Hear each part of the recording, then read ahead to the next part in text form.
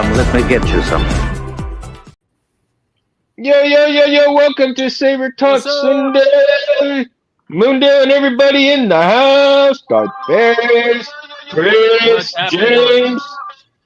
Here's to you guys. I'm gonna start the drink off tonight. Woo! I might end up finishing. I think I might end up finishing the bottle tonight, man. Last show I drank half of it. My biggest Last show mug I ever, drank man. Look half. at the size of that. Mmm.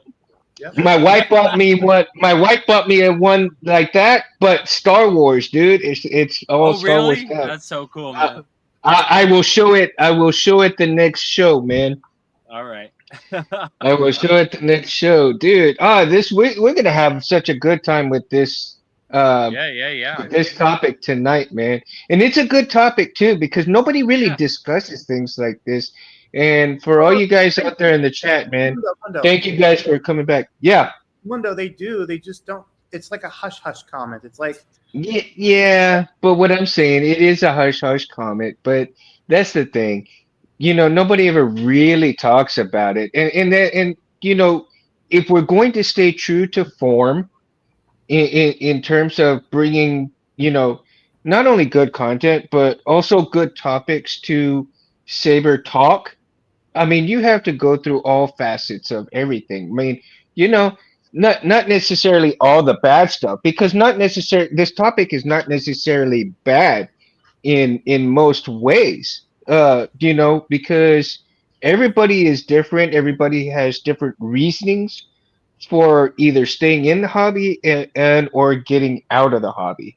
And so, there's so many things that can happen, and any one situation doesn't have to be a bad situation either for you to get out. Because sometimes simply maybe people get bored simply because of how they are, their lifestyle, or they want to try new things. They get in, they get out. I mean, it just they fall in love with the aspect and the hobby for a little while, but they also fall in love with all kinds of other things. So they go from one thing to the next. They get bored very easy, and they don't stay with one thing too many times, right? Or too long. yeah. And I, it's just because of who they are. I mean, for example, me, I used to be, really big into War Thunder, um, Hmm. but but going into 2024, and with building up my Instagram, it just wasn't worth it. I mean, I may Uh-huh. once they finally introduce submarines to the game, but you know. Is that now you were real big into that before you got into the lightsaber hobby or Oh, no. after? I mean, when I started my lightsaber hobby, it was back when the biggest one that I knew of was Ultra Sabers. So Hmm. in 2023. I started moving in to getting lightsabers. Like one of my first RGB S RGB NeoPixel sabers was an RGB Ventress, the straight one from that would eventually become the Maul saber. Was the Hmm. Maul saber, the Ventress Maul. But then as 2024 got around, I started buying off of AliExpress, X-Tech. I started finally building my collection, and by the end of the year, I started making myself known on the Facebook pages, on the Hmm. forums, and I really would say that it's only in this year that I think, gained a sort of, I would say I've gained a sort of reputation on the pages for being, honest, being critique, and, making Hmm. like I've made with you, Mundo, with you, James, and with you, Chris. Highly knowledgeable, my friend, and it's a power to you, brother, because the community needs that instantaneous gratification of information, and you got that. I could definitely tell you.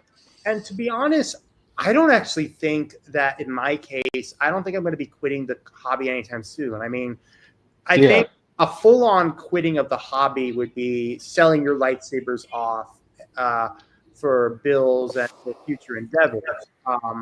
But I would say there is a limit to where like you don't go buying stuff anymore. That you just are happy with what you have. And Mm-hmm. in my case, I'm trying to limit buying more sabers, but just upgrading them, which is basically technically um, just like that. Yes, Jeremy, he has a snake. He has a Jer- Jeremy, welcome, dude. I'm glad you made it, dude. It ought to be a good, a good time tonight, dude. Thank you for coming by. but yeah, I think it's all just a matter of where you want to go in your personal life when it comes to lightsabers. And there's a lot of personal choices. There's a lot of personal sacrifices that come with the hobby as well. Um, and also finances also plays a big part in the hobby. And you do have to monitor yourself. And, unless you are like James and Jeremy and Chris, that you have your own business and you are doing well with the business. Well, I think, But yeah, go ahead. I will say that I think when it comes to businesses, like for example, Jeremy from Solo Sabers and Tim from Tier Orbital, even though it's not it's not their main gig, but it's something that they hold on to because it's not only something that they enjoy. Jeremy Puckett from Tier Orbital has joined us, guys. Oh, damn, Tim, welcome to the show, dude. I'm glad to see you here. Wow, Congrats, man. badass, badass. It's a good chat And right Tim, there. I'm just loving everything you guys are doing, man. I keep watching everything y'all do. Oh, so It's so badass, dude. well, I will say that I'm just saying as an example, I would say for many people who do saber businesses on the side, it can be a side business, it could be the main industry, and it's not only something Hmm. you enjoy, but it's also profitable. And Oh yeah. and I will say that in recent months, with everything that's going on with the tariffs, I will say that a lot of saber companies have had to make adjustments. And like for example, tomorrow, I'm getting in my Starfall speeder from the POC store. It's my first Starfall Nice. built. And you know what I got laid with a couple days ago? DHL sent me that I had to pay $28 because of the tariffs. I'm not mad about it. I'm just saying, like, it's because of that. Like, it's just, I did not expect, like, okay, beginning of the year, this would have never happened. Yeah. So there are certain situations that actually bring about the change, right? Oh, John's in the house too from Collector's Outpost. Welcome, Oh yeah. dude. Man, we got some good people in the house, dude. And like I said, it's gonna be a good topic. It's gonna be a good night, dude. So there are certain things that happen. There's certain things that happen within the whole hobby itself, whether it be something like that with the terrors, whether it be choice, whether it be finances or different things.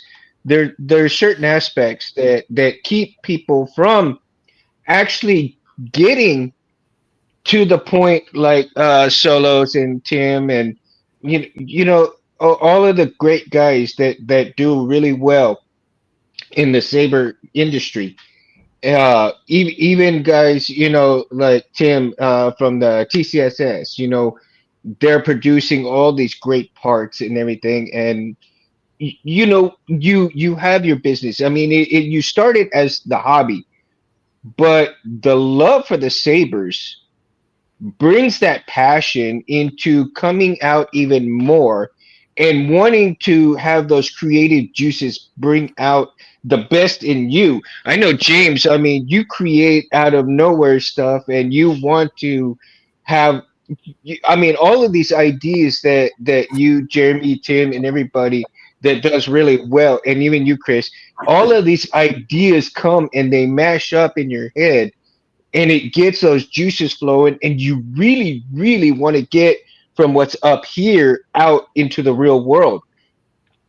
And so it fuels your passion. It fuels your passion for the love of the hobby, for the creativity that you could produce, and as well as bringing joy to people like myself and everybody else, and you, Barris, as well, right? Because you and I benefit from, the things that we see that these guys create, and even as small as the chassis and parts and everything. And when I see Tim and Jeremy and James and Chris and all of the parts that they create, everything that you see, no matter how small or how big it is, I'm like, damn, that's badass. And just to look at it, like James with the hand, and of course the C3PO, and like now I think the My big boy. craze, right? Yeah, dude. And like right now the craze with the droids right now, right? Everybody's wanted to do Yeah, full yeah. full And droids and everything. Yeah. yeah, Jeremy's came out So great. The tall one. He really did a great job on that. God, I'm losing my oh mind yeah. with the name. He'll post it on there. I'm sure he will. I just Oh yeah. And so, the creativity, I believe, reinforces, and John, as a collector, when you see things like that, man, and of course, uh, getting all the sabers that you've gone and done and reviewed, each one that you have held, and I've seen the passion in your eyes and in your videos, that when you review these things, no matter how small or how big the problems are within each one of these, but when one particular saber just blows out the KSO, and that's it. she does KSO. not That's love it. it. Thank you. She does not love it. She does not love it. So Well, I there's think, always an option to sell it. right. You never know. So, the passion, I think the passion for the sabers, the passion for the hobby plays a huge part in the amount of time that you spend within the hobby, and turning it into a business. Because that old saying goes, if you find something you love to do, it's never work, yeah. right? And Yeah. so, day in and day out, you can crank all of this stuff out and not even think twice about what's going on, because it's the passion and the creativity are just fueling everything. Now let's go to the other side of the spectrum, okay? Now there might be quite a few things that are going on to prevent people from doing that, and it's not bad. It's not bad because, like I said, everybody has a different situation. So you can't really dog anybody for anyone's situation, but finances play a big part in that. I mean, this is an expensive hobby, and if you're on a budget, if you want the really good stuff, like I do, I mean, you got to save up for that stuff. But again, people take shortcuts because you have, and I think that one of the roadblocks that has come around is the influx of all the Chinese, hills that have come out and flooded the market. I will. So, Although to be fair, I will say that not to play devil's advocate, that in recent years, the quality of LGT and TXQ has definitely gotten better, and even new companies such as HL Sabers and X Tech are definitely improving on their mistakes that they have made in the last year and a half. mhm. Oh, excuse me. Now, and I'm just saying that, of course, you've got people that they see a price tag of $150. They see, this, and they see that. And what really happens though is that you get such a low price on a saber, but your experience with that saber may get let down. You know, No, and then I'm not saying, I'm not saying it will, but for the most part, things may go on within that hill that, these people just don't care. They want that quick money. They want that quick buck. They don't care what happens after you get it in your hand. They've got that money. You're not going to get that money back, and that's it. I think a good And example of that, and I think I told this story before, is my Jedi Dooku hoot, which I finally got back, by the way. Nice. mhm. Ooh. Cool. Woo! Very I I got like that. I got this from X Tech off of one of the many stores on AliExpress, and Hmm. I brought it to an event, and it started malfunctioning. And before I knew it, I saw smoke coming out of this end, and I'm just like, "Oh Nice. shit!" Let's get it all. Nice. And Yeah. but ultimately, when I got it, I mean, and it took so long to rebuild. So, but the thing is that it's also when it comes down to it, comes down to buyers beware. Have the due diligence when doing it. Hmm. Sure. But I will say, even still, this is a very nice hilt, and access to the chassis is just these two screws right here. And even Hmm. so, the battery is just easy. So I just turn it on before a convention, put it back together, and leave it on for the rest of the day. Oh yeah. It's got a low, low input for battery usage, especially if it's on just hibernation. It's Hmm. hardly anything. Yeah. Now, I've got a question for Tim and Jeremy. Jeremy, guys, um, when you guys have done a hilt, and at the end of the day, when you have produced that one great hilt, and the buyer is super happy with that hilt, how much reinforcement does that guys make you when and I see it time and again when y'all say thank you, and I know it's a heartfelt thank you because it's a lot of money that they spend, but at the same time they're getting a great product, a very well made and constructed product. Now, does when you guys hear the thank you and they show you pictures or they show you, hey, this is what I got. Maybe they do a video on the video that of the saber that you did for them. How does that feel? I mean, does that feel like really awesome that it reinforces what you're doing on a daily basis to know that you have that particular feeling and that particular kind of thank you as a quality job well done? I mean, that's the thing. I mean, people should be praised for the quality that they get. And Before the comment comes and up, I can speak for myself. Definitely appreciate it, yeah. and I love doing that, and especially on like my sound fonts and stuff. Like I just posted a video about that. I love letting people know and people letting me know that everything is good and they're still happy with it. I've had a lot of people come to me years past already and say, "Oh yeah, no problem, that thing's working." No, so it's good, and I think we have a similar, um, you know, understanding about that as far as feelings for sure. Definitely, it makes you Yeah. feel great. Yeah, It means we're and I doing the couldn't right be thing. happy. You know what I'm saying? And it means the quality Yeah. is there. So when things, it means that it's the right piece for the right person for the right price, and you get what you pay for, and that's that. Yeah. It's really super. See, It's good. yeah. That's what I'm looking It's for, all is stuff inclusive. like that. Mhm. Yeah, Yeah. absolutely. Absolutely. I mean, and you've turned out some amazing sound fonts and you've turned out some amazing work too. Both you, Chris, Yeah. and Jeremy and Tim, man. And that's another thing that's another aspect of Saber Talk too.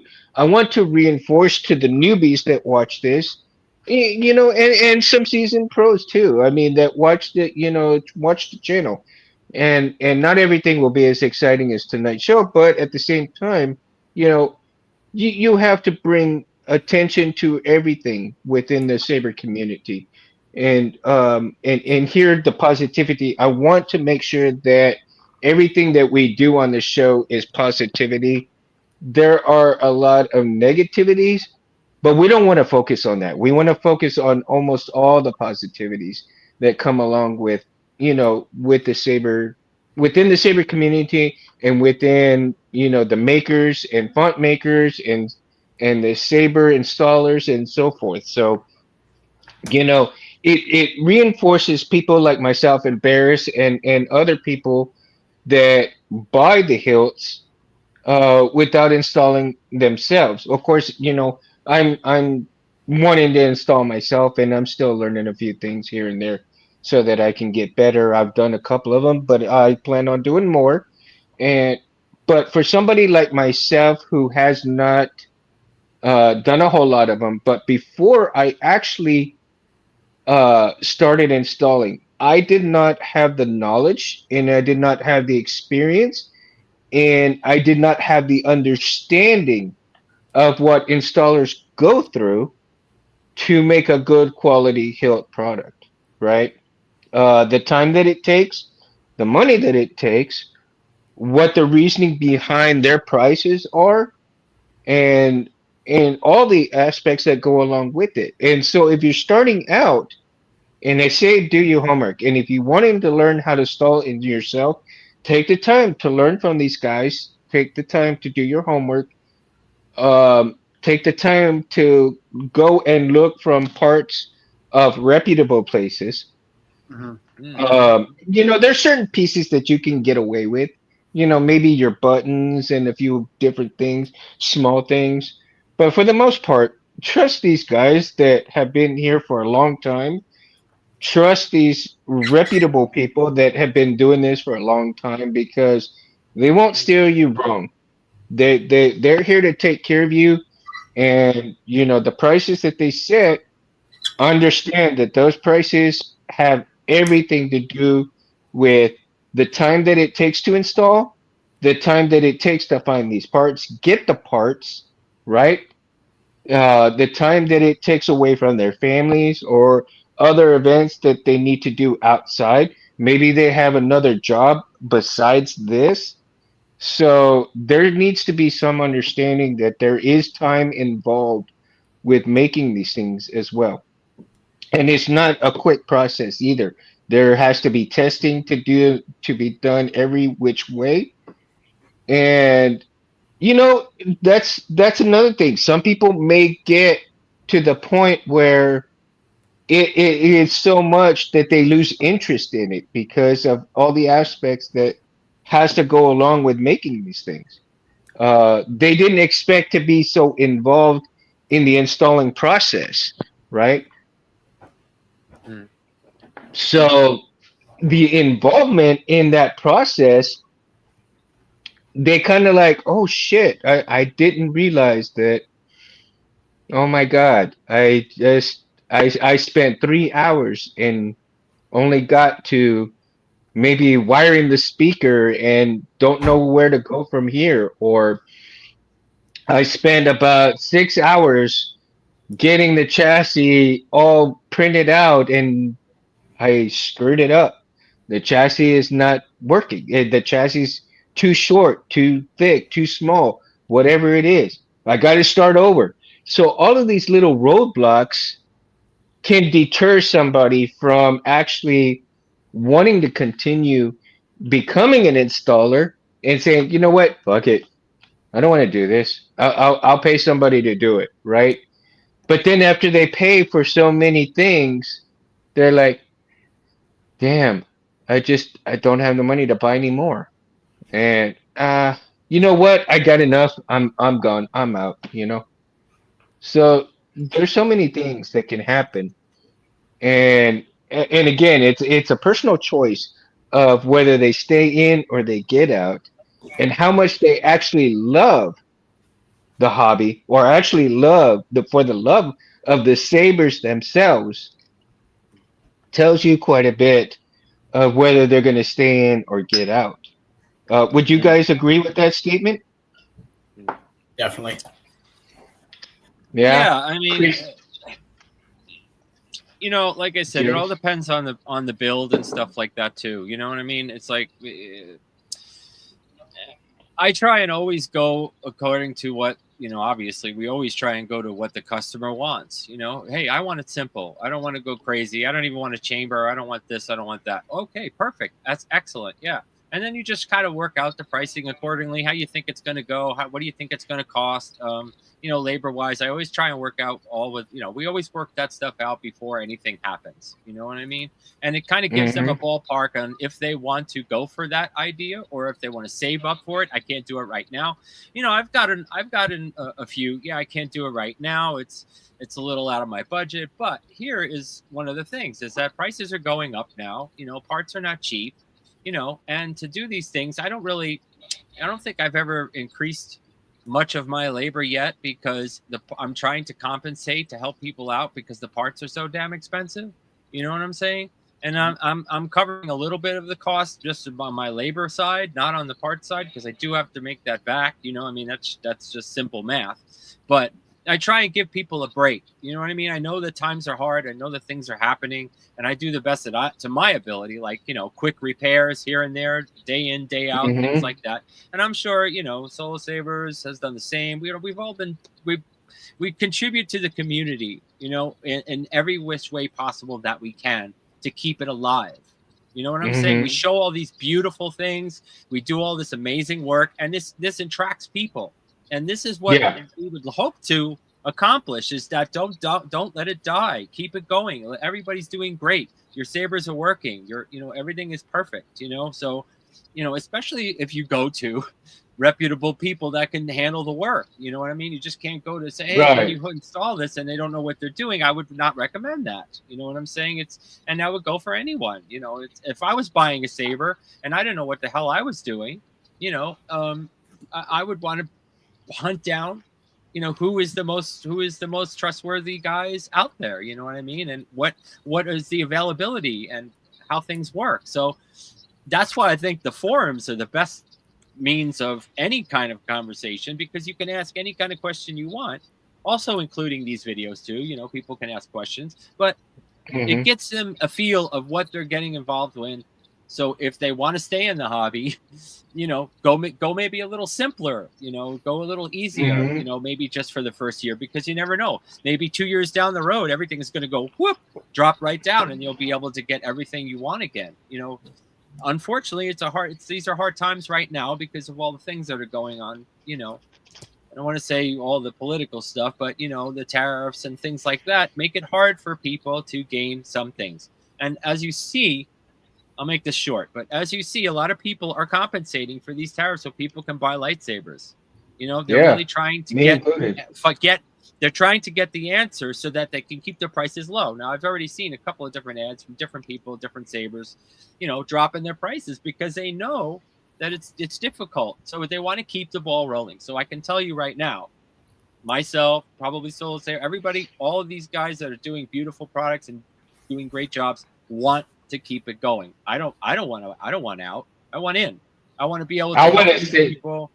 I want yeah. in. So, and I've been in. This community helped me in the greatest ways possible. So, and the only thing that I could do, and it's a very small portion of what they have done for me, is to contribute back and do what I do. Right, exactly. And and that's the reason why I don't see myself leaving the hobby, even though it may be very slow for me. I don't see myself getting out of the hobby anytime soon at all. And especially because I love doing saber talk with you guys Oh and yeah, man. Jeremy and Tim. Hopefully these guys will come on saber talk one night with us and have a lot of fun doing that. At the same time, it's like to me, we need to bring awareness to the people and the installers and the sound font makers and all of those that are involved in such great work.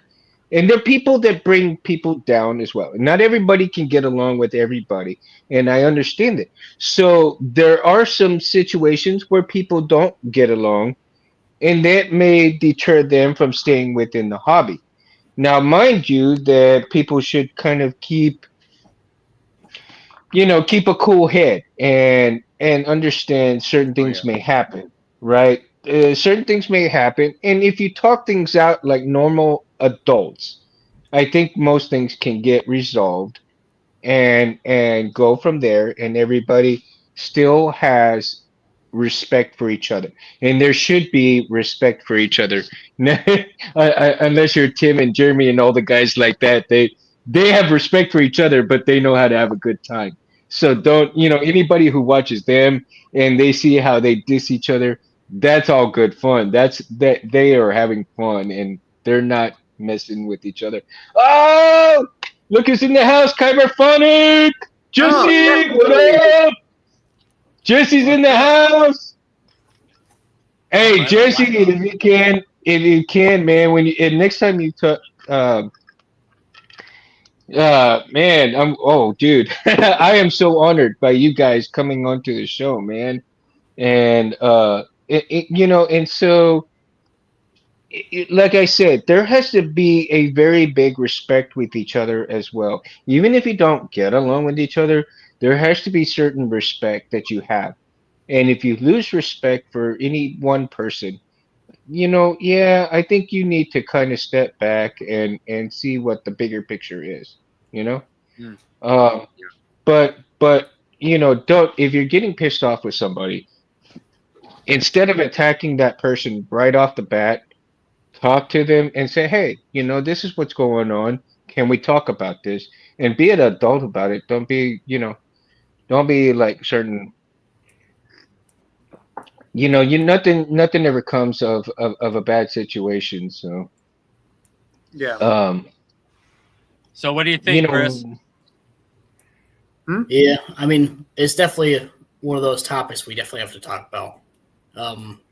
And it's actually something that's going on with me right now with my shop. Um, both TXQ and LGT raised their shipping prices, and it's making it hard to get sabers. And hmm I'm a small shop; I can't really afford to get 10 or 15 sabers at once, which would be nice. Um, LGT just sent me, or no, TXQ just sent me an email saying that I can get sabers cheaper if I ship them by sea, but it hmm takes 30 or 40 days to get them. Oh God, yeah, that just sounds like. Look, I mean, yeah, that just sounds even worse. Like seriously, a full month, a full Yeah, month. Yeah, well, again, I mean, there is an aspect right there. I mean, so if something sounds too good to be true sometimes, or something is like it sounds funny, then yeah, man, come on. You yeah, you know you have to read between the lines because at the same time, again, this comes as God dang, I finished a bottle already. Shit. Woohoo! Leave it to a Texas Elkie, right? Okay. So I should have never made that intro. right. it just leads to what's going to happen the rest of the day. No, I'm Oh my just- God. Yeah. I'm telling you, man. hey, you're doing great, man. It's Sunday, man. That's what you're supposed to do. Are you kidding? Hey, Sunday's fun day, man. That's right, man. Look, Oh, Jeremy's still gotta finish this size. Jesse says he finished the bottle already. Yeah, look, dude, this is Japanese sake, man. I finished half the bottle. Have finished Wow. half the bottle last show, and this show I've already finished the rest of it. Yeah, it's good. It's good. Chris knows what's up. Uh, He said that was some good shit. Yeah, it's some good shit. That was the last drink, man. But I got my other drink right here, man. I got one of those. yeah. Oh yeah, my wife got me this one, man. She gives me all these tumblers and stuff. I love these things. Yeah, Mhm. So yeah, going back, and there has to be a certain respect for things, right? Um, when you have certain situations that come up, I think another aspect of somebody getting out of the hobby is that they have a really bad either reaction to something, like, maybe they got a bad saber that they got in the mail. Let's say one of those from AliExpress. AliExpress is and I'm not dogging AliExpress at all. Okay, this is not bashing anybody or anything. I'm just using that as an example. I mean, you should. It's But Chinese. but let's say somebody orders from AliExpress and they get a bad saber. So they have a bad saber experience and they're like, damn, I could have gone to this dude, paid a little bit more, and I would have been cool with it. But because I went to this other place to try to save some money, now I've got this $150 to $200 thing that don't work with this shit. And like, Mhm. I'm stuck. What can I do? I mean, I've got to wait months now to save up and get this better one.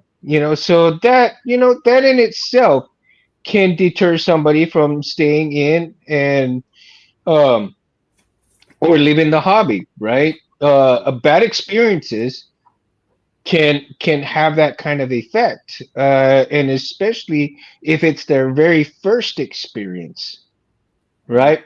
Yeah. Look, John says he's heard nightmares, about the tariff shipping and stuff like that. So that itself could deter things, from anybody.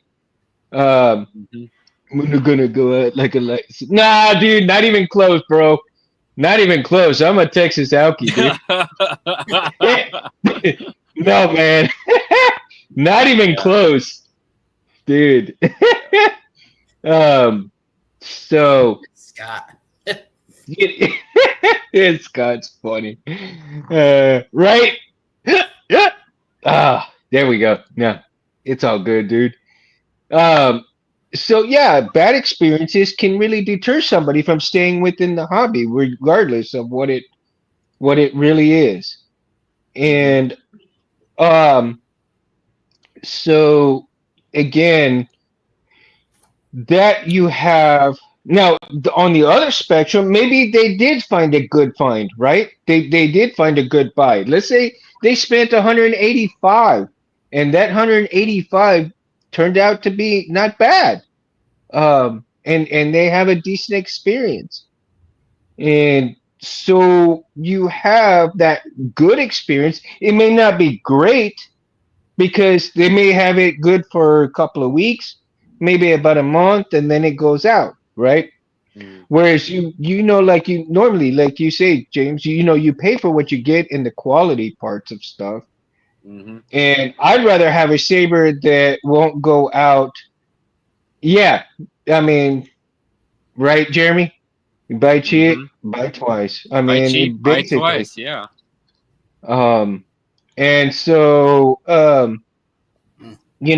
again, you may have a good an okay product, but for me as a buyer, I would want something that I'm going to have for years to come and not have to worry about spending anything on it, unless I want to make buy extra blades or maybe some extra greeblies that go along with Right. it. But at the same time, you want to have that reassurance that it is a good quality product. and Mhm. and so you guys, Jeremy, Tim, James, and Chris, that perform these great tasks and good quality products that come about in your installs. and Yeah, it's important. and yeah, it really is, and that to me reinforces somebody staying in the hobby, because when you get that great product, you're like, oh shit, I'm ready for the next one, right? Right. I And you know when want that quality next shows one. up at my door. I'll tell you that right now, because I've before my my lightsaber endeavor with all this stuff that I've been doing lately, and I've been doing it for almost 6 years as well. So what I like to say is that I've learned a lot, and I've done previous work of electronics way before this ever came about. I'm a computer guru. I can do all kinds of crazy stuff. Auto mechanic. I do all this stuff, and getting into the bare bones, deep dirt stuff that everything comes with. So I'm definitely used to all the things that I'm seeing that are coming in, and if it's good quality, I'm gonna know it. I've already had a couple of things that are not such good quality, and I Mhm. have to definitely keep up on that. I'm going to be,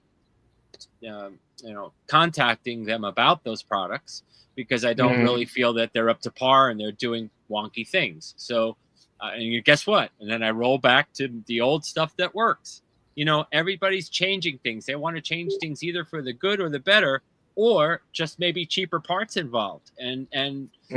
And when they do that, the problem is that when you get it, it's not the same as the old quality that keeps going and going like the Energizer Buddy.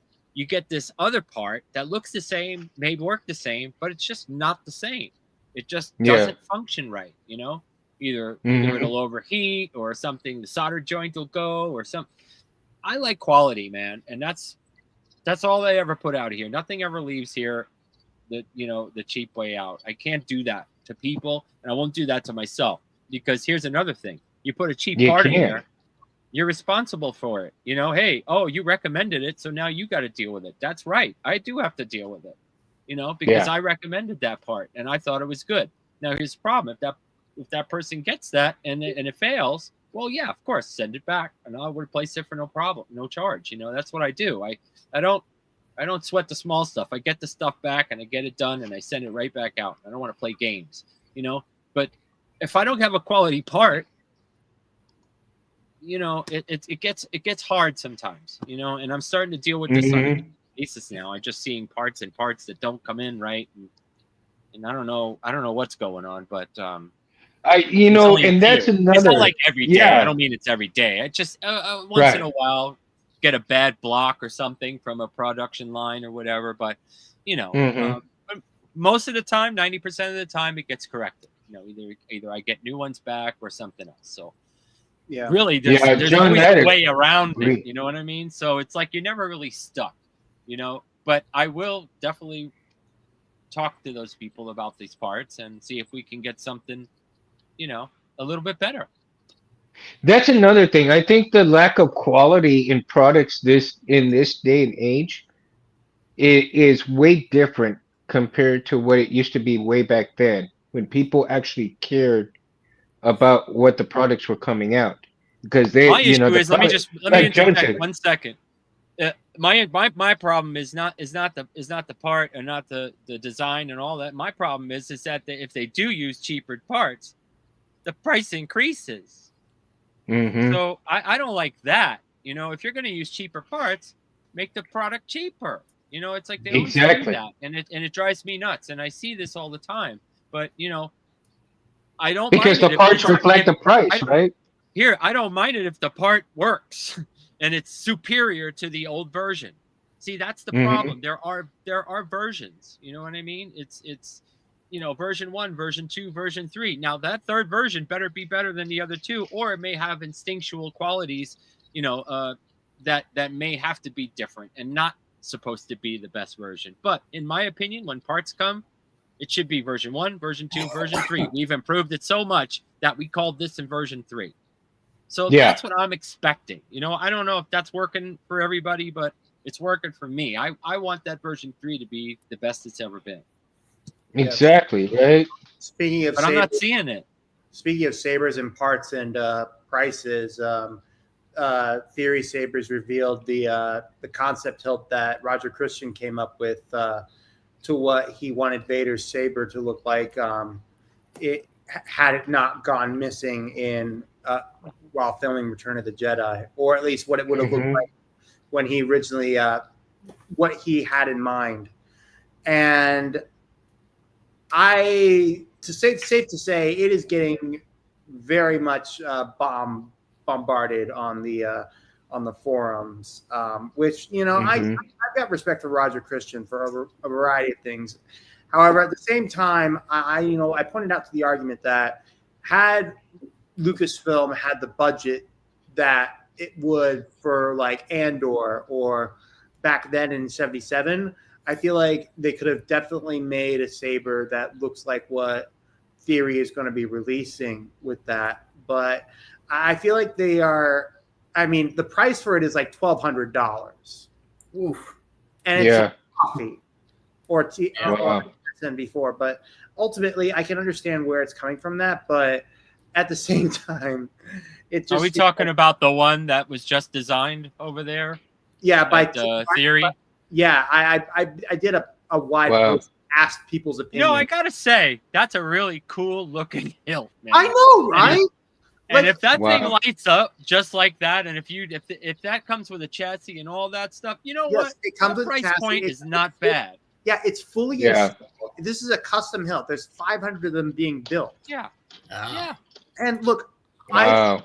I honestly, I even put in the comment. I even commented again on someone else's comment saying, I honestly would not mind if LGT or some other saber company pulled what 89 Sabers did with the derelict by Sloth Furnace. I would not mind them doing that with this hilt, because if it's going to be that rare, yeah. Is it a bit dishonest? Yeah.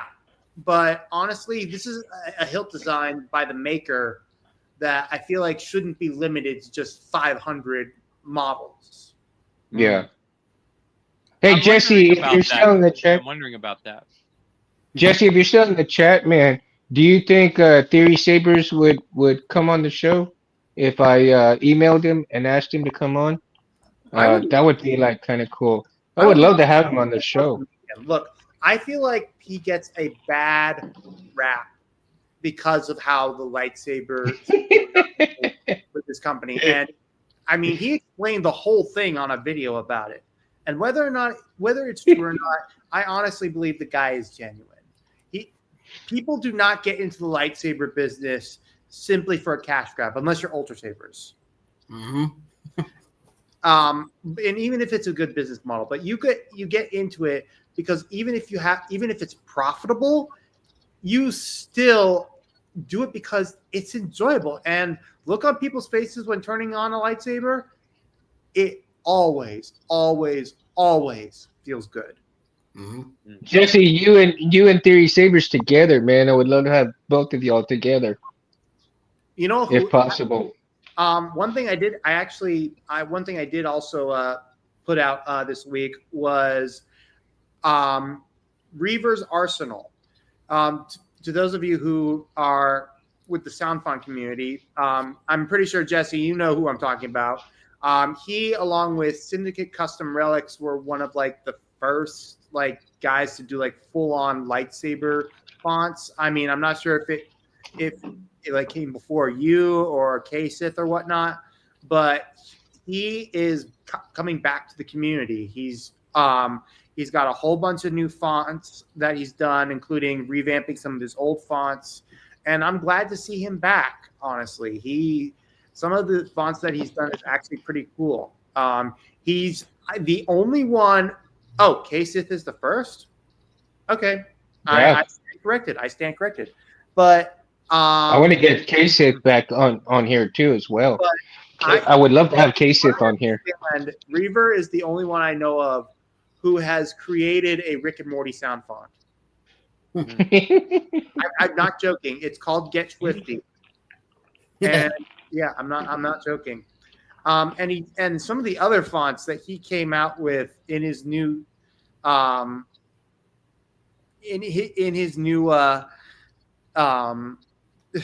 just crazy. Including 3 Halloween ones four of them called Spirit, Flesh, Blood, and Bone. These are all separate fonts. And I kid you not, this is the type of font you would have at a Halloween party that you would scare the living bejesus out of someone. Well, we need to find some of those fonts, man. Oh yeah. I know. I got the Halloween font from James, man, and I love the shit out of that one, man. No, but this is I can't wait. The sounds are like graphic. Like, okay, you know what? I am going to send. I'm going to find. I stayed PG-13 on this one, man. Sorry, guys. Yeah, this is like, oh my god. I'm pretty sure I'm gonna give you nightmares when I send you this, but like it's let's see. Okay, here's Flesh. Here's nothing's good. You know, that's okay. Blood. All right, I'm just gonna post these through to you, Mundo, and you can. Okay. So I'll check them out later. Man, I've watched all those slashers and all of those Halloween movies, man, and hardly anything gets to me anymore. It's like, oh my God. And but in my favorite absolute movies were werewolf movies and okay, classic. I'm guessing then you enjoyed the Underworld movies with Kate. oh, absolutely, dude. I would love I did. and I love and that. I'm pretty sure somebody's gonna take this and they're gonna hear it, but man, I'm pretty sure somebody's gonna beat me way before this, but an underworld lightsaber, dude, would be freaking Oh, that'd be cool. badass. Yeah. Yeah. Well, you never know, man. There's tons Who of did- designers out there, man. We did that $20. Well, I mean, somebody real who's quick. somebody who's watching this, I guarantee you, they'll come out with it probably within a month or two. I don't have the funds to build it right now, otherwise I would. Yeah. But I'm telling you, I'm giving ideas on here for free for people, and I'm losing out on those things. But Yep. it's all good. That's my way of giving back to the community, right? That's my way of giving back to the community, giving ideas. And if I see one of those ideas that I say on here, I've done my job. I've given back. I need some help with some fonts for this one. Oh well, besides the one that you got from Juan Sith, Reaver also has one for on his store as well. Oh, okay. Yeah, I saw some on Saber font as well, but I want to load like 15 or 16 on here. I can only get probably 8. Well, I Who mean, did the Stranger Things font? That's a good question, Jeremy. I have no idea who did it. well, I will say that when it comes to well, I mean, you could also do other fonts that even though they aren't Zelda related, they could still like work. Like, I mean, I'm like, there's plenty by Kyberphonic that will definitely do it. Well, yeah, I'm going to put plenty on here. It's just I want to have the majority of being Zelda theme as. You got to get this. You got to put the Smash Bros. Yeah. Oh, there's definitely going to be a Smash Bros on there. I'm trying to find. That'd be cool. I actually, speaking of that font, I went up against a guy at my Saber Legion practice on Saturday who uses that font as his main font when he has the Saber on, and I beat him 10-9, and it was neck and neck at the end. And I did like a full Karate Kid. I just like. Saber just went right to his head. Now, here's a question for you guys, because I just thought of it right now as y'all were talking about these fonts. But do you think that maybe some of the purists out there, okay, get out of the hobby because there are so many fonts out there that don't pertain to actual Star Wars fonts? I mean, there's quite a few fonts out there, but do you think that could potentially turn people off to the hobby itself? No? No. As a font maker, I could tell you definitely not, because the more the merrier. Kyberphonic does the canon fonts, you know what I mean? Yeah. There's so many different people that do so many different things that it's great to have all of us. That's what you want. Right. You don't want, I don't do all those canons anymore. I make my own stuff, so it's like, and also do custom too. So yeah. And I mean, for example, Chris, go ahead. Okay.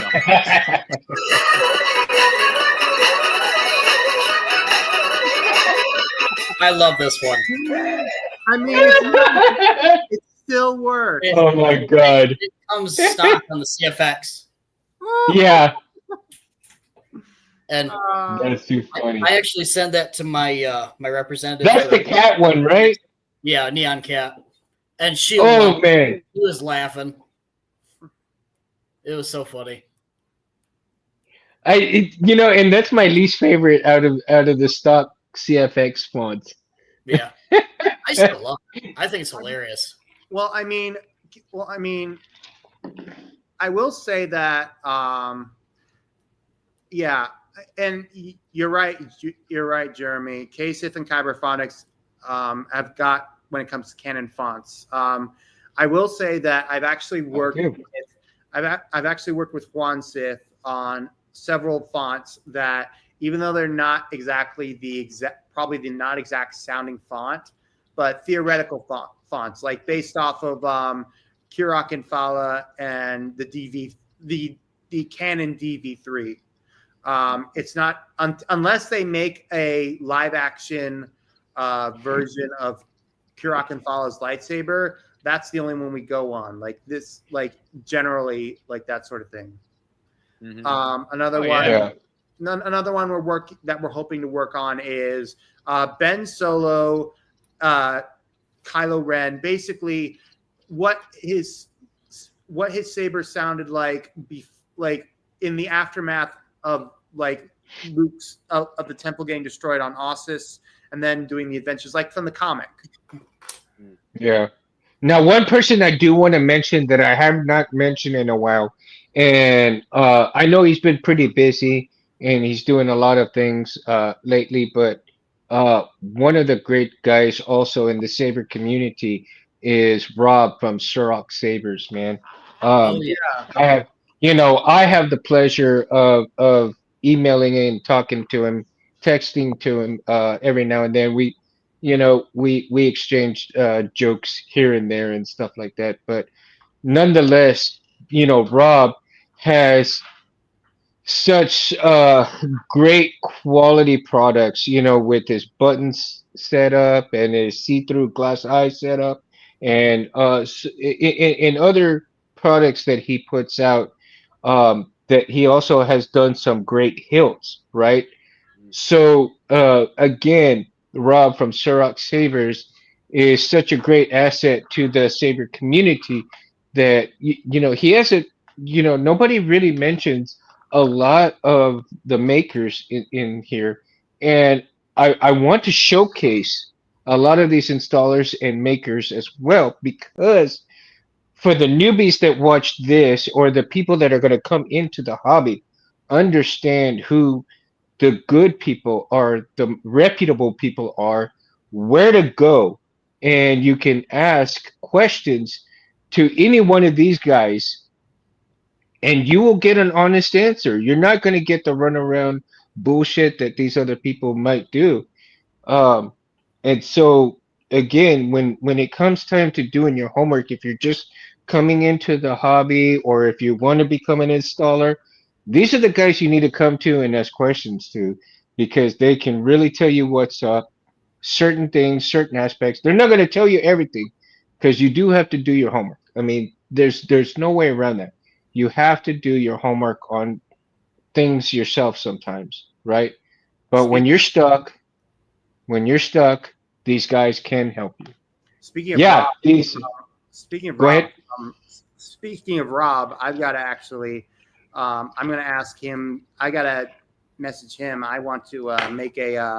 I want to get a an accurate glass eye that we see on the Force Awakens Last Jedi graphics to go on my LGT graphics when it comes in, because the one that we get is basically this for the graphics V2 on from Nexus is basically the one that we see on A New Hope. It's there's nothing really similar to it or different about it. Hmm. So that's definitely something I want to deal with. And even It's mine too. Yeah. yeah, definitely. Well, even Benji, he's been pretty busy with his regular job, but man, from Nerf Herder, man, I tell you, he's cranked out some awesome shit. And as a matter of fact, I was fortunate enough to actually get a crate slayer from Jawa's Junkyard, and him, the collaboration that Benji did with Leon, and I was actually able to pick up one of those, and I'm just waiting for it to come and get into my hand, man. But I am so excited. In some of these designs, dude. Some of these designs, and especially Tim and Jeremy that make these designs as well. really enforces some the love of the hobby itself, right? And so I think when you have good quality parts, good quality installers, good quality sound font makers, and you have an extremely um, knowledgeable people that all dictate, that come together and bring you an exceptional piece, a work of art that you can have on the wall, take to cons and everything else. That reinforces the love of the hobby that will keep you in the hobby. And if you decide to get out, there's got to be something that really deters you, and more than likely it may be family situation, it may be a financial situation, it may be other things that get you away from the love of the hobby, and it may not necessarily be your fault. It may not be that person's fault that they have to get out. um you know, there are certain situations that come up, maybe even your health comes up, right? So if somebody's having some really bad health, all of their expenses are going into keeping them alive. I mean, yeah, they're not going to put their money into another hilt if it means to pay for a doctor's bill that they have to go to. So again, um, being sick, they may say, "Well, damn, I can't pass these on to my kids, or my kids just don't want them." Hey, Jim's in the house. And so, you know, or maybe, just their family members just don't care for those things, that they don't want them. Okay, so maybe they're going to sell them off when you pass away or something, or like that. Or this person is like, well, I got to get rid of my lightsabers so that I can pay for my doctor's bills. And maybe if I get better, then I can come back to the hobby. Sometimes it happens, sometimes it doesn't. So It again, does. you Yeah, know, it so there's sucks. situations. Yeah, it does suck. But people have to understand that there's just no one situation that can actually come up and deter you from getting, either staying in or getting out of the hobby. Everybody's situation is different. And in those differences, you do have to respect the person, whether they want out or they want to stay in. I mean, Mm. and and then again, like I said, there's some people that can't get along with other people, but you do have to be professional and say, hey, for the sake of the hobby, for the sake of professionalism, let's keep it together. Let's If we have to work together, we'll work together, but doesn't mean I have to like you. But for the customer's sake, we're going to do this. And that's the bottom line, you know. And again, communication. Communication is a big integral part of things, I think, as well. If you don't have good communication, maybe that person's going to get out because they don't understand how to communicate with their installer, how to communicate to the seller of the hilt, and what's going on within that stuff, right?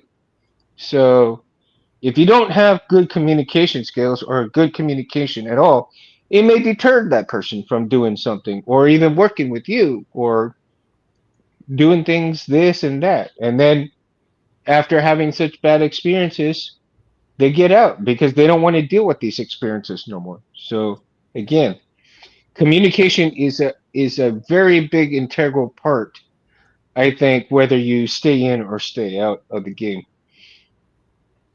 Yeah. For me, the collectibles, look at, yeah, of course, the collecting part of it. I am a collector. Oh my God, I am such a collector myself. And it may take me a while to acquire a piece, but I still collect it, right? Yeah. Um, so, as John was saying, being as a collector and a long-term collector, you know, one of the aspects that I saw for myself of collecting lightsabers.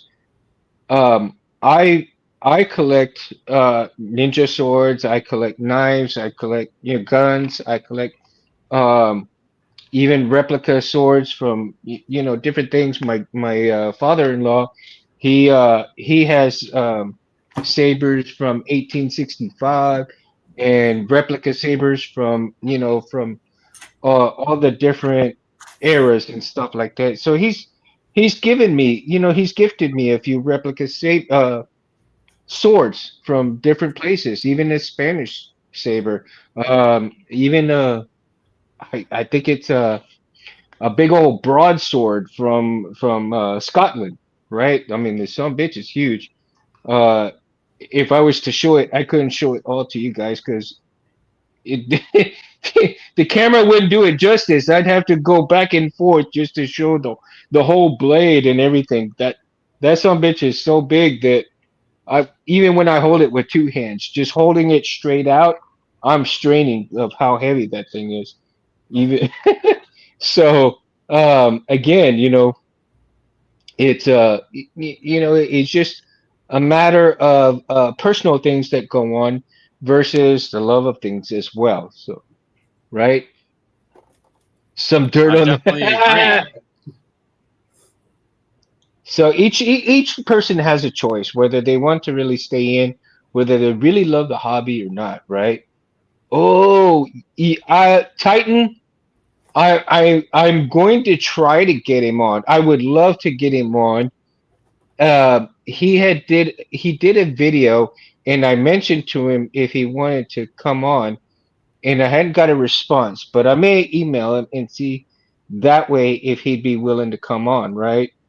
And so there's I do know that hopefully in the next couple of months I'll be able to get Rob on like he said he would come on.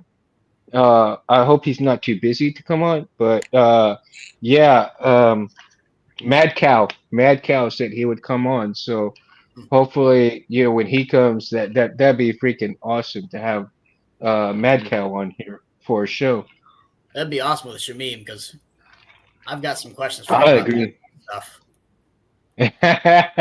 I'm sure a lot of people have a lot of questions for him. Mm. That would be kind of cool, man. That would be kind of cool to have him on here. And then him and Rob, Mad Cow and have Jesse and um all those guys on here too and Theory Sabers. It would be such an honor to have all these guys on here. Even if it's just for a few minutes of their time. And so that would be fantastic, man. Fantastic. And if they can't, I understand.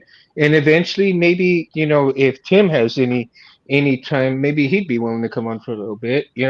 But again, guys, I do understand how busy you guys are, and on a Sunday night, everybody's got to go to bed early. They have other things going on early in the morning.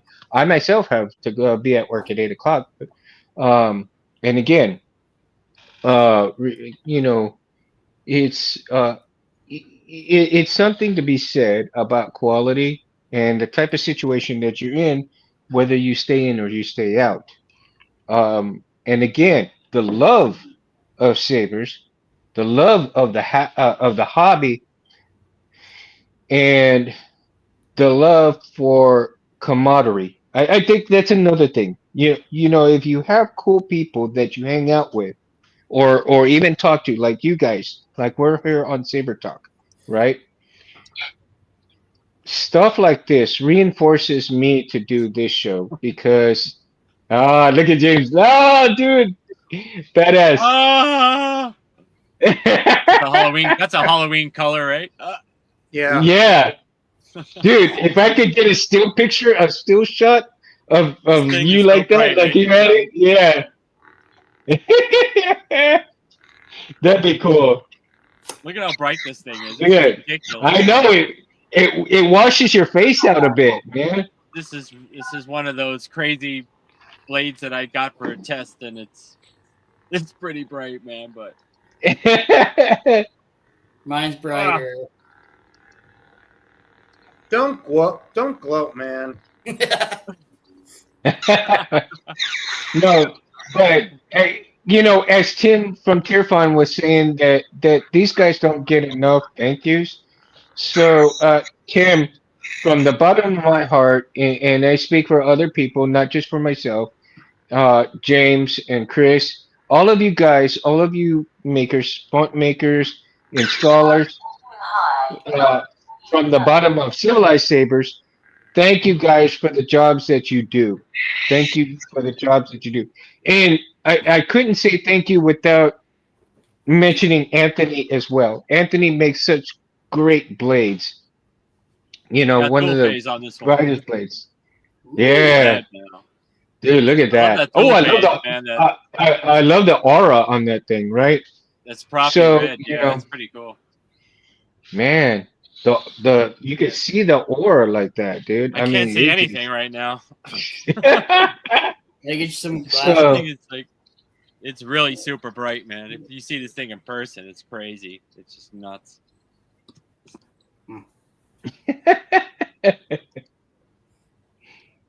and that's the thing. I mean, other aspects of the thing too. I mean, my God, Yeah. I think you have to have. Yeah, I mean, this hobby is a lot of fun if you keep it fun. You have to keep it fun. Yes. Yeah. You can't be serious about everything. I mean, you can't. And No, you it's great to well dabble that into all different things too. You mean you have all different kinds of projects. I mean, some of the stuff that I do well, not most of the time, but I'd have to say it's probably a good half and half maybe of building products and making things and designing things off camera and off my Mountain Sabers thing and doing custom fonts and all that other stuff. That to me is just it's always something to do for me, and that's what I need. Personally, I need something to do. hmm I'm always like that since I was a kid. I'm always going after new things, new ways, new projects, new whatever. And a lot of them get started, and a lot of them are all built up. So I do this rotation thing. It's like I print one thing and then I go back and I do this one, and it's like it's. I think that's an average thing of what a lot of people do if they've got a lot on their plate, but. I just Yeah. like to fill it because that's me. I just do it, So if it's either a personal project for myself or somebody else, I'll just constantly do it, And I Oh, think it's just fun. oh, It's a lot of I'm fun. so glad you mentioned that, James. One of the things I had in the back of my head, and now that you said it, that's awesome.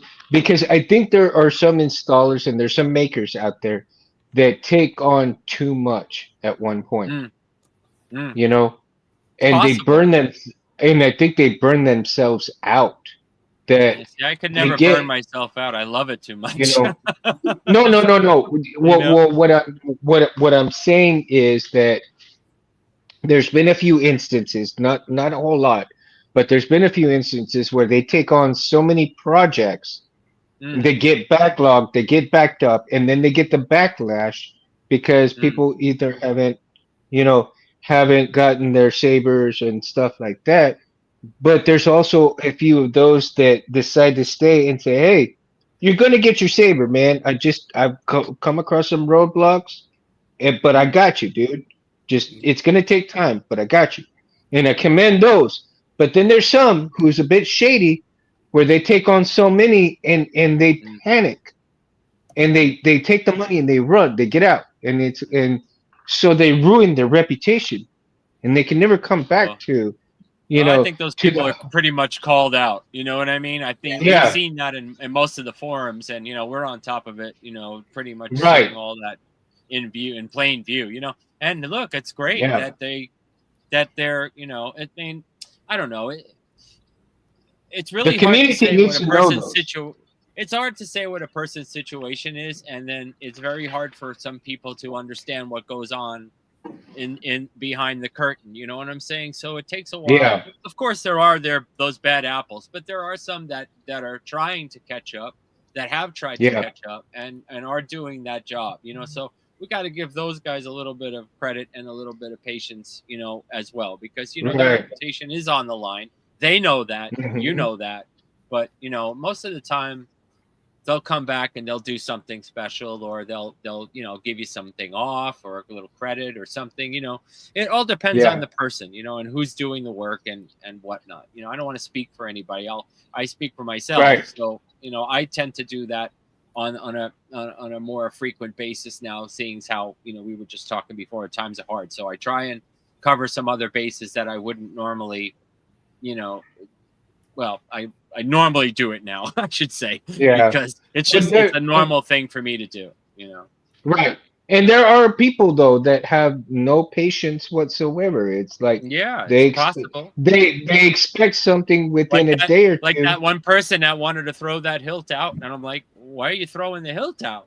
Oh, my mom's gonna buy me a new one. I'm like, I almost lost my head. I said, well, send me the other one. If you're gonna just throw it out, I'll pay for shipping even. You know what I'm Right. saying? It's like, don't that to me was, I couldn't believe it when I heard that. And I was like, throw your saber out. I mean, if I know it's a piece of metal and it's electronics and it's probably cheap, but don't throw it out. There's always Yeah. uses for those things, so it's pretty Exactly. funny though, But that's why I did the show, because I wanted to showcase things like that happening, and you don't have to do things like that, right? I No, mean, no. Well, we could do a unless there's very a inexpensive. situation.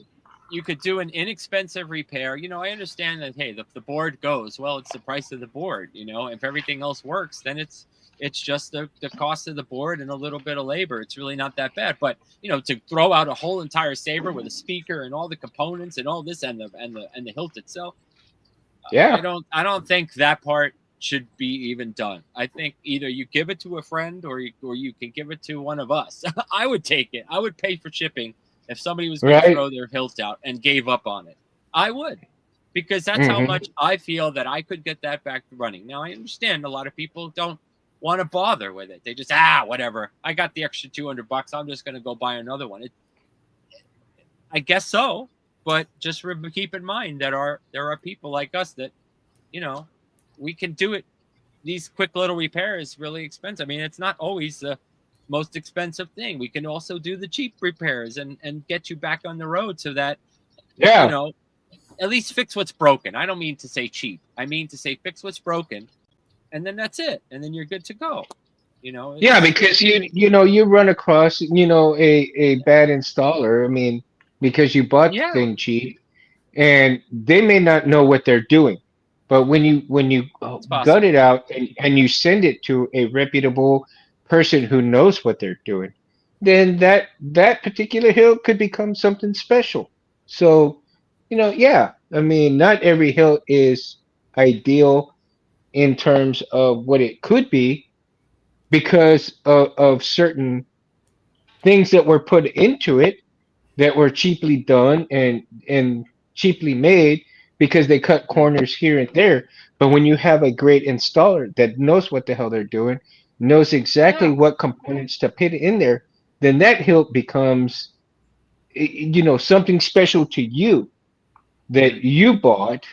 And yeah, you had to pay again, you have to pay again to get it working the way it should be working in the first place. Yeah.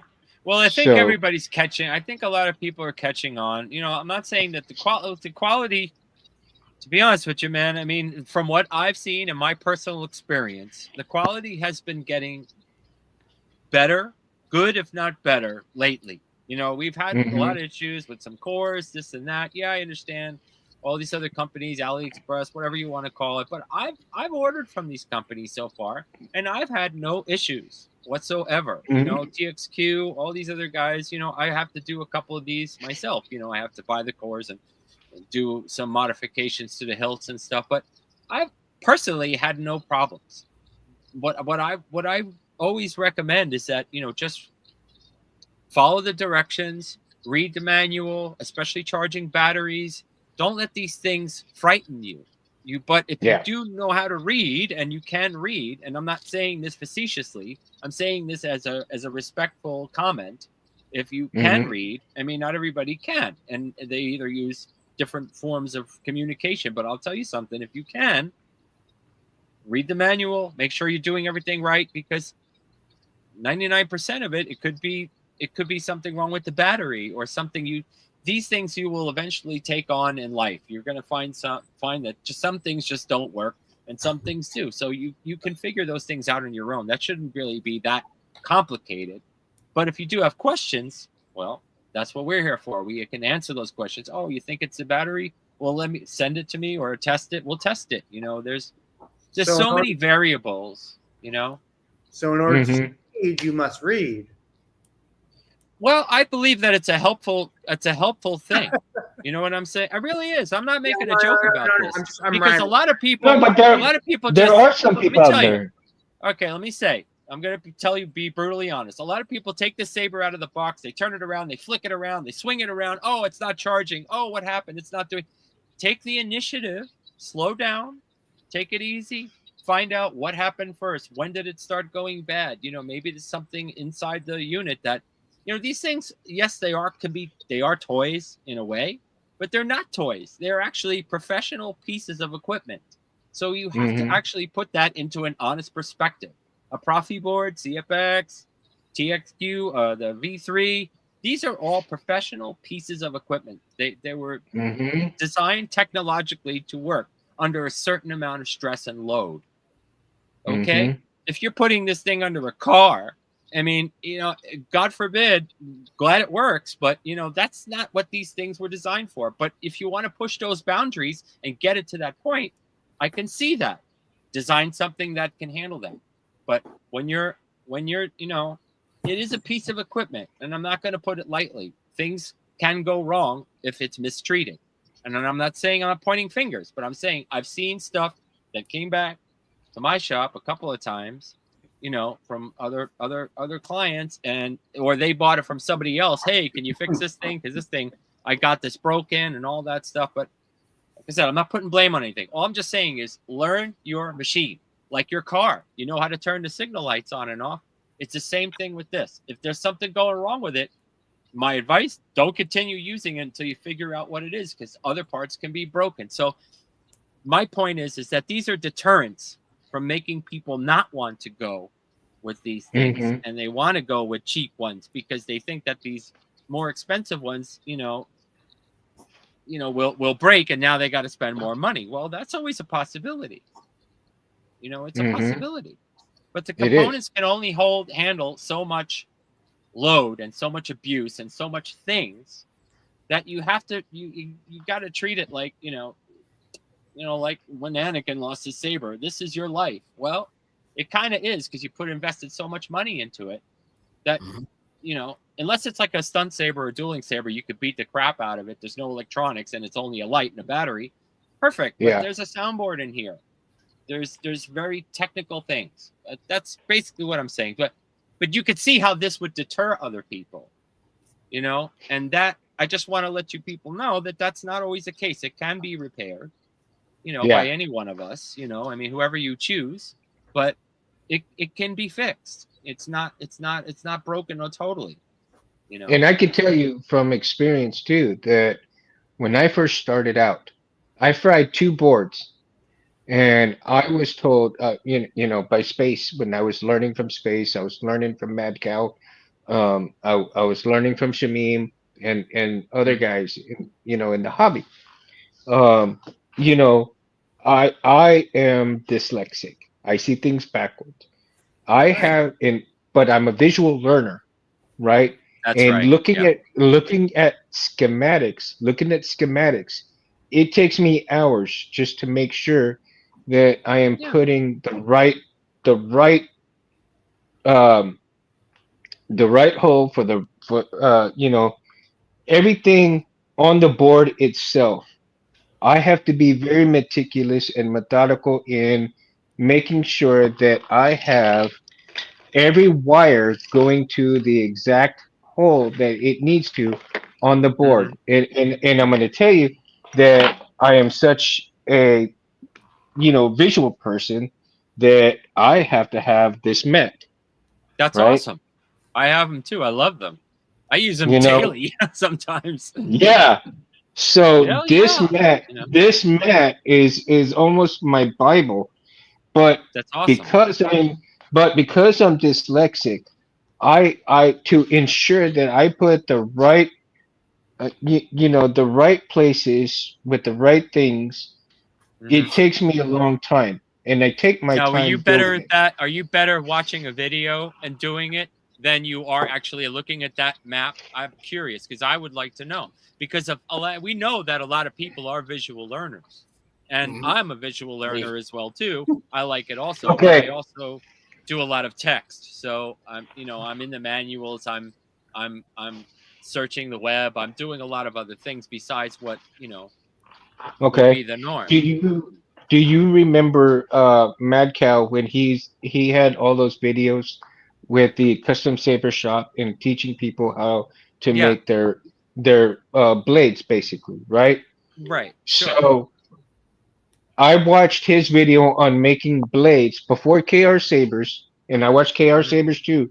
So, uh, in watching those two, and Shamim as well, when he was doing installs and stuff like that, he Yep. would showcase on his videos. But in watching those videos, but the first time I ever decide to make a blade, right? So the blade that I have on here that I made and um, the first time I ever attempted to make even one wire connection, I probably watched Rob's video about 100 times. After I watched this video 100 times, I took a just a I went to Wish and I got some of these little boards and I started learning to fill in all of these holes with soldier, and I did that for about half a year to a year trying to get those beads. Now mine did I didn't have a whole lot of time. I probably had maybe 30 minutes or less to learn how to do soldiering in any one given day. I was working so much, 16-hour shifts to almost 14-hour shifts here and there. So when I got home, I'd only do it like 20 or 30 minutes at most and just fill up a whole board until I felt satisfied with a good soldier bead, right? Then I would take wires and I would solder wires together and learn how to do that. And from soldering wires together, then I went ahead and soldered wires to the little board, and built myself up. So in the span of a year and a half to almost 2 years, depending on how much time I actually had, I um, I taught myself to do decent soldering, to do decent soldering, decent wiring, and then I attempted to make my first blade. My first blade. I went and I bought LED strips from Amazon. I think they were like $30 a piece, right? So $30 a piece, and I said, well, shit, if I'm gonna make my own blade, I don't want to use good and great, really expensive LEDs at first to make my blades. Then I can build myself up from that. From that point on, I decided, okay, well, shit, I know how to solder. I can put two wires together and solder them okay. Let me attempt to make a blade. So again, I watched Rob's videos probably about 3 or 4 more times, and I actually made a blade myself, and I couldn't believe it. And even So, Anthony, so the point is it better visual or is it better to read for your personal preference? What do you like best? I mean, because I've for heard a lot me, of people love visual more than they love yeah, to go and read the manual. for me, it is more visual. For me, Chris, what about you? simply I want to ask because, everybody. I want to ask yeah, everybody. What about you, Chris? I'm definitely a lot more visual. Okay. I can do diagrams and stuff, but I'd rather see it in action. I'd rather do hands-on stuff because Right. I, that's I me just too. can't follow diagrams the entire time. Gotcha. Gotcha. Yeah. See, everybody's more visual. Even if you're watching the diagrams or watching videos, they're still both visual. It's just a different way of Mhm. training your eyes and you're training your brain to physically do the task at hand. You know what I mean? The video you could pause. Mhm. You know, the diagram is all laid out for you right there and then. But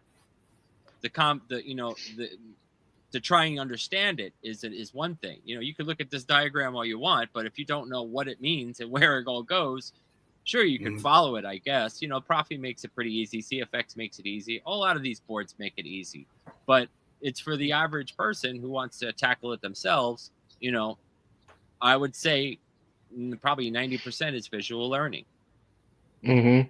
Now I'll tell you, John from Collectors Outpost, man, he, I've never weathered anything, but after watching him weather his videos on weathering, I've got kind of inspired on trying to weather, man, and Yeah. eventually I'm going to try weathering. There you And go.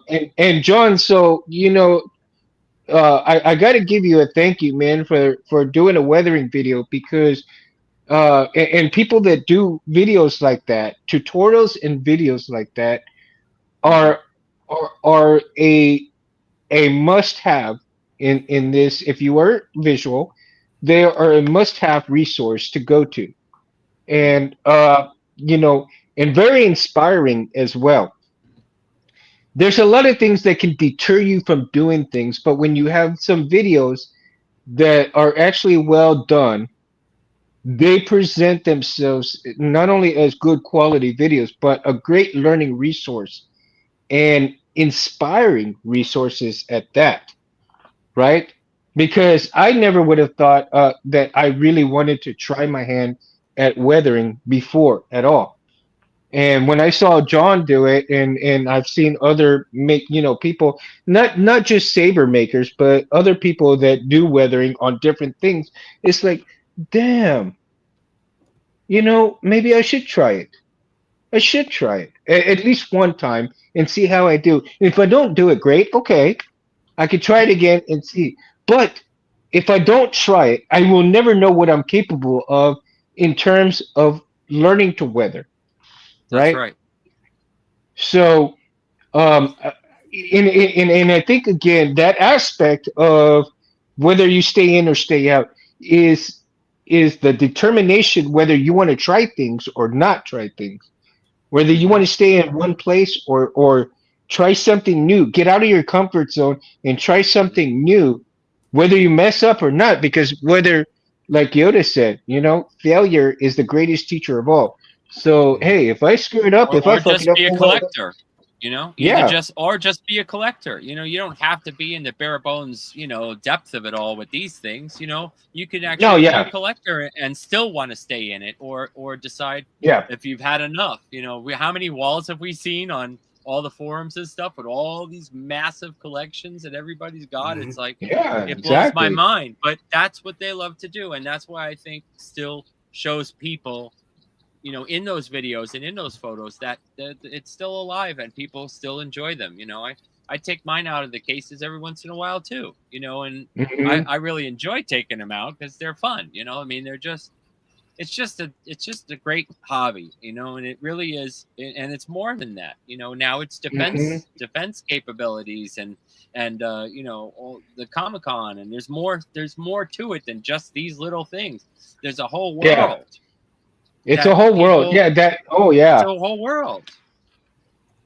yeah, and then and just the different, like I said, the different aspects and parts of it. Yeah.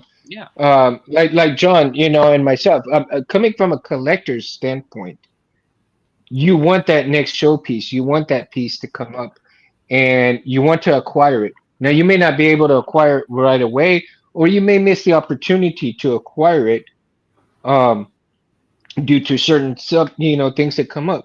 But that doesn't deter many people because down the line there may be an opportunity that you've missed that you can have again later down the years or something like that, right? And so, never get discouraged of anything that you've missed, um, and that may never come up again, because, like God says, when one door closes, another one opens. So don't discourage or get discouraged if something that you can't acquire that maybe you were not meant to get, and you were meant to get something better than that later on. So again, missed opportunities may come up with better opportunities, and from experiencing that, when I first started learning how to install and making the saber, the technology was very mediocre at that time, right? There wasn't the LED strips that we had. You either had to put Yeah. your 5 millimeter or 3 millimeter LEDs together, run them in series, and do that, and it would take hours and hours to make sections, and then make your blade on top of that, and everything on top of that, and that took a long time. That would discourage some people from making a blade like that, right? Yeah. But perseverance and the love of the hobby kept people And going and also saying, the "Hey, and also the products too. You know what I'm saying? You got, again, top notch products. Now civilized sabers, yeah, definitely top notch products. That's what I'm saying. If you there's a difference. Like Jeremy mm-hmm, said. Buy cheap, buy twice. I mean that's basically the bottom line. I mean, really, there is a thing between good. There is such a thing as good and bad yeah, quality stuff. Especially when it comes to the blade foam, and there are different calibers of that. So yeah, absolutely, man. And the foam is not easy. It's could easily be torn. People don't dislike that. And they're like, oh no, now it shows up in the blade. So there are a lot of discouragements, but like you said, if you don't try it once at least in your life, and you're I and saw you're it as able an to do it, opportunity. yeah, and if you're able to I do it, saw you it have as the an tools and opportunity. all that. Yeah, great, Hmm. do it. And there's nothing wrong with trying things for the very first time, and we've all done it. I mean, Hmm. that's how we get to the places that we are, is because we are persistent. We want to know more. Like, I'm a sponge, and my hard drives are filling up fast, so I have to buy a whole bunch more to plug in my head, because there's tons more information that I still need to learn and I still need to know, and a lot of people are actually relaying it to me, and I said, oh, that's an amazing idea. I love the quality of the community, because there are so many great inspirational ideas out there, and I think what the Hmm. problem is that they don't have the means or the necessities or whatever to follow through, you know, and that Hmm. bugs me, because I see so many great artists. Like, I'm dealing with somebody right now, that is going to do some graphics stuff for me, CFX graphics, Hmm. stuff. Hmm. Besides besides uh, um, the CFX website, that has some of my stuff on there. So Right. I'm here's what I'm doing. I want to see his styles. I want to see his work. I want to see all this fabulous stuff that people have in the back of their heads, because I don't see that. Nobody's posting it. I mean, very Yeah. little do I see anybody with blade styles at all posting, except for Nathan. Nathan Donovan does a lot of that stuff. Props to you, brother. Because he's Hmm. putting out all kinds of blade styles. If I forget somebody, I'm sorry, but I haven't seen anything. I don't see Hmm. anybody swinging them around anymore either. That's why I'm going to try. I'm trying to finish my battle post out there, so that I can do some swinging around, and I have a wireless saber and all that stuff. So I'm going to get out there and I'm going to start doing some more stuff this winter. I love to do that. But Right. I just, I don't know, man. It's really in the heart. If you still have it in your heart, go for it. Try it, do things. Ask questions. That's the first thing. You know. Yeah. It's well, I mean, again, it's a personal choice, but I think some people actually get to the bug to stay in it, and then there's some people that actually, like, they do get bored with it. Like, they get bored with a lot of things, and it's not, it's not because they really want to get out of it, or they want to be bored with it. It's just there are certain aspects that gets them bored very easily with anything that they do. They'll do it for a little bit and they'll go to the next thing. They'll go to the next thing. They get bored easily. OCD people sometimes, they have to get, they have to have a certain way of things. Yeah, Otherwise, Chris, explain that. You raise your hand. We want to hear that part. Let's talk seriously. Let's talk about it, because this is very important for the topic. So all this stuff is really not a joke, because it really is part of the whole topic. So I mean, as serious as we could be, but as serious as not, But this is a good point. Go ahead. Yeah, I mean, I've got autism and ADHD and a little bit of OCD, so I get bored of stuff like that. I mean, I'll be messing with this. I'll be like, oh, this needs this here, this. Oh, and then, this, and I'll just be checking something else out. And just throw that. The other thing. It's the tough resin. It's not gonna hurt it. Okay. Yeah. But like I've gotten in and out of the hobby for a while. Just I'll get bored with something, finances and whatever not. It's just it can get rough sometimes, especially right now with the tariffs and stuff. Like I'm gonna be getting out of selling the sabers from China for a little while, just because they're so expensive. I can't afford them. I can't afford to get 10 to 15 or whatever, like I was saying earlier. But I mean, like the 89 sabers, they haven't changed at all. I can still get those if people want them. It's just I can't get stuff from TXQ and LGT because their shipping prices are just out of the roof. See, and that's just a small aspect of things. Yeah, and that's just a small aspect of things, and that in itself is discouraging, right? It really is discouraging because it not only affects you, but it affects your bottom line. It affects your customers. It affects everything down the line, right? And it affects the people that like, damn, I want this, but he's not selling that anymore. So I really wanted this, but I can't get it. So how do I get past this? Well, I got to go to another installer if they can get it, right?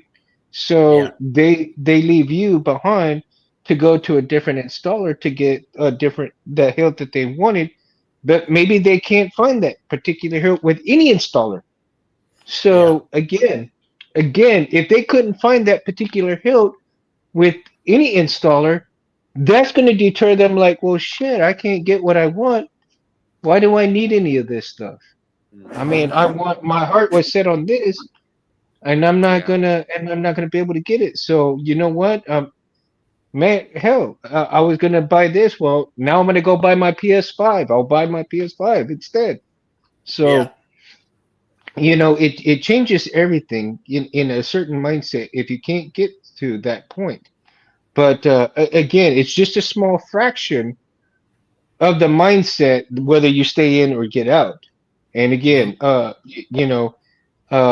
with somebody like yourself, Chris, ADHD and everything else, that you can get bored very easily doing things. That in itself, you may have to take a break from the saber hobby itself and concentrate on your regular job if or concentrate on this other stuff first and then go back to the lightsabers. Or continue what you're doing with the resin hilts. Continue that progress. See, this is one thing that leads to another. You started this, but here's the thing, man. If that other stuff keeps you under, go for something that's going to bring you over. And I think that's going to really help out. But you also have to show people what you've got. You've got to keep progressing on that. You have to be out there 24/7. Honestly, I mean, I think that's what most of us do, is to promote your material, your stuff, and show people what you've got. And I think just because you're having a fallout right now with the XQ and all this other stuff because of shipping, I think if you progress on the things that you really want to do, which I can see it in your eyes, that's what you really want to do. That's going to be the best thing you ever did. I guarantee you, because I love sabers. I love installing them. I love creating different chassis. I love doing all that stuff. But I love making models. I love building stuff. Fun. You see what I'm saying? So absolutely. This is what I'm telling you. I would surely go for that market because you never know. You just never know.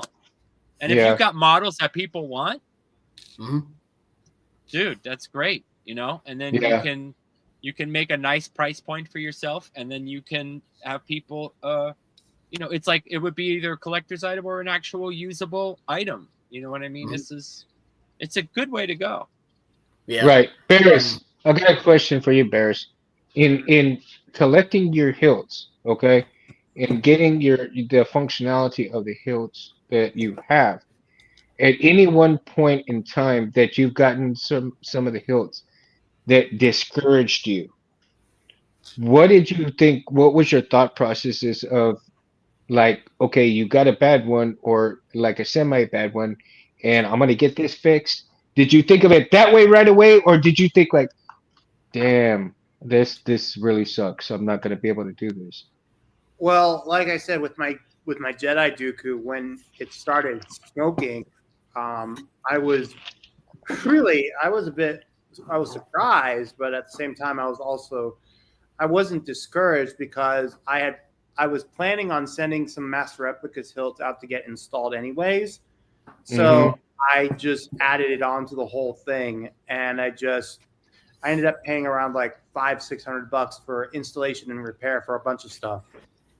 And it took a Mm-hmm. while because there was just issues with the chassis. But honestly, Mm-hmm. and the time that happened, it was in December of last year, and at the time, honestly, it's a matter of just not letting the littlest of things get to you with Yeah, that. But I ultimately, agree. there's a fixable way with it. Mm-hmm. And make sure, I mean, and make sure that you have the money to do the things too. I mean, don't, nobody has to go and spend their rent money to go and buy a hilt because you absolutely have to have it and then have that remorse about it. I mean, you know, mhm. it's like anything else. Go and take care of your bills first and then have that play money to buy what you want with your hilts.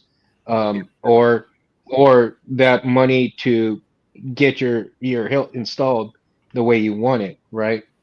um don't overshadow anything like that that's important because as an installers, if they knew that somebody was spending their rent money $400 or $500 to Mm. get a hill and getting it installed rather than having that money for your rent, believe me, these guys would think twice about doing it because that's uh that they're honorable people and they will not take your money if you are having that kind of situation because Mhm. that's something that you shouldn't actually be putting on an installer yourself. um Yeah. and Hmm. I'm sure there may be a few people out there that have done it. I'm not saying it has happened, and I don't know that it has happened, but it is something worth mentioning Yeah. because just like a gambling addiction, people will go and gamble instead of paying their rent and mortgage and everything else.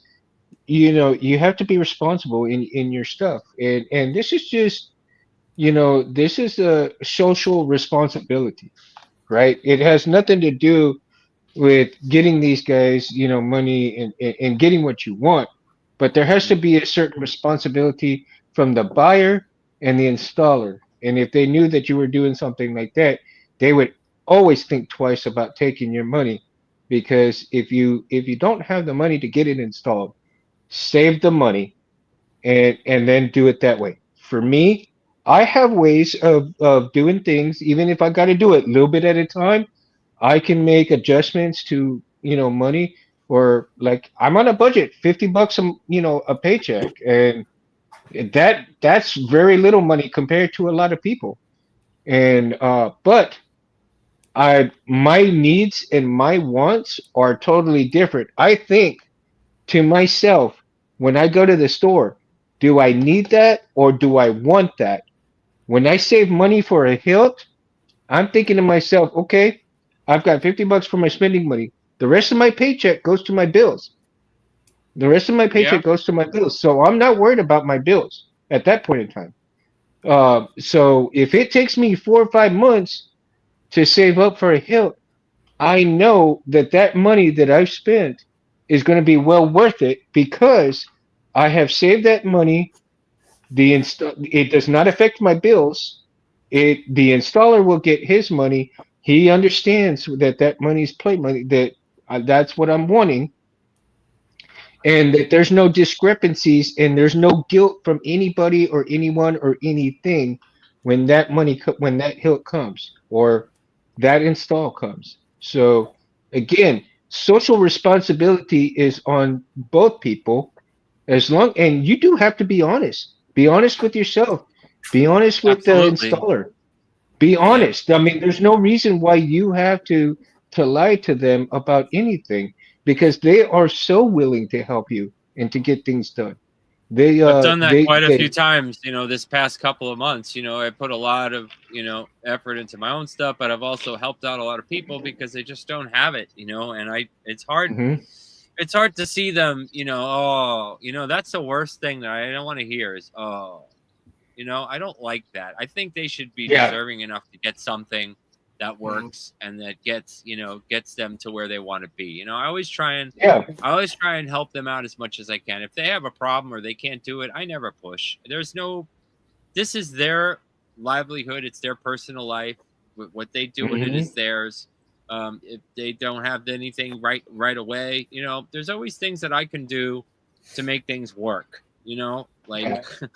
But a lot of them are on the younger side, so a lot of parenting has to be intervened. You know what I mean? Oh, I Yeah. got to go ask my mom for money. Okay, well, look, if you want to have your parent call me and talk to me or email me, maybe we can clarify what everything is going to be, and how long it's going to take and all this other stuff, because it's hard to deal with, like they're on the very low side of knowledge when it comes to what this is all about. They just love it because Yeah. it flashes, it makes noise. Not everybody knows about this stuff, but they love to see it in operation and they want one. And from my Right. prior conversations, I can tell you that there's not a lot of knowledge in this, so they're asking questions. And they have to relay all these questions to the person who has the money. You know what I mean? Yeah. And I want to make sure that it's accurate, because when they're asking for that, it should be truthful. What's this parts cost? What does this cost? What does this cost? And if Mhm. they can't do it, I'm never in any position to push or to try and go, oh well, hey, it's like I never, that is just a bad thing to do. Yeah. If you start sensing that it's just out of their ballpark and their game, I usually kind of ask them, well, what's your bottom line? What Yeah. are you able to do on your own without having to do anything? And then I can tell them, look, it's going to work or it's not going to work. I'm going to be honest, because some things You don't have to work. be. Some Yeah. things are expensive. I'm sorry, but this is the raw truth of it all. Things are expensive. Labor is expensive sometimes. It depends on how many hours a day you work on it. Design These Yeah. is expensive. Yeah, right? So when you Yeah. create these things on a computer and you're sitting there hours a day with your eyes bulging, as the screen coming at me, this is what costs money. Okay? It's the Mhm. time. It's the investment, and what you're getting out of it. So just be aware of that. And I think that's going to go a long way. You know what I mean? But Yeah. just remember that quality is not cheap. It's very good stuff, and it's going to last for a long time. Yeah. It's going to last. Absolutely. And there are guarantees. I haven't seen one person that didn't take a hilt back or a blade back or something like that because it didn't work. Right. So far, I haven't heard any really bad stories or seen any bad stories about those things. Like even from myself, if a hilt goes bad or something I did with a blade, absolutely send it back. In fact, sometimes I Mhm. even paid for shipping back because I felt bad, and it wasn't even my fault. It's a part. You know what I mean? But Yeah. this is how you comfort people, by telling them, look, it's okay. It's gonna work out. It'll be fixed. You'll get it back. Yeah. Don't worry. I think the thing is, don't worry too much. If I think if, that's if another I'm gonna wind aspect. up calling up and telling somebody bad news, well, I'm sorry, but it is bad news. You blew up your whole board or something. Other Yeah. than that, I think communication, like we are talking before, is key, and I think you could get a lot more out of it, and your position, whether you stay or go, will matter then. And I think there's a lot that has to do with reassurance as well. when you have that reassurance, right, that things are going to be okay with this kind of install, with this Yeah. person, this reputable person. But Yep. um, you know, you also have some influencers on YouTube too, and I watch a lot. I watch a lot of these saber influencers, and um, you know, they get, you know, stuff sent for them. But I like the fact that on, you know, when you have these influencers that are honest with people, hey, yeah, you know, they sent this to me free, and I'm going to tell you about it, and I'm going to be telling you that, you know, what I think, not because I have to lie about it. I think that's a good thing interpretation. But then you have some of those that are getting their sabers for free, and they're telling you good things about it, but they're not going to tell you the bad things about it either. And to me, the misinformation that you get from those influencers tend to put a bad taste in people's mouth when they get a bad product, and that could be potentially deter them from staying in the hobby as well. So again, due diligence, do your homework, whether you watch them on YouTube or not. Do your homework on the reputations of the installers, the makers, or even the companies themselves before you even attempt to buy or otherwise, right? And and so Well, it's good being to even the community, like you said, even the community can answer a lot of questions, like other buyers. You know what I mean? Other Mhm, people that have purchased or have done installs from other people. That's how it goes. It's word of mouth. That's what the community is a mhm, real great source for. It answers right, questions. And then you can go to the real masters. You can go to all the gurus, like Fet263, and if you have a font question, you go to the big guys. There's always absolutely, there's always a place to go, is what I'm trying to say. So that yeah, that alone makes the decision whether you're staying or you're going. It's yeah, it's it's pretty. There's so many options and so many views and opinions and everything like that. But you're the ultimate choice. You have to choose. right, And yeah. It's all up to you, that person. I mean, it's all up to you. it it is you as the buyer. You have a certain responsibility. You can't put all the responsibility on the makers and the front makers and everything else. You know, you as the buyer have a certain responsibility. The installers have a certain responsibility. The font makers have a certain responsibility. The Yeah. board makers have a certain responsibility. They are not responsible, the board makers are not responsible uh, for installing your hill. The font makers are not responsible for installing your hill. You know, installers have that job. They Yeah. are responsible for installing boards if Yep. you do not do it yourself. You, as the buyer, again, have a responsibility. If you want to put certain fonts on your board, you either learn how to put it or you hire somebody to do it for you if you Or they choose to ask do that. questions.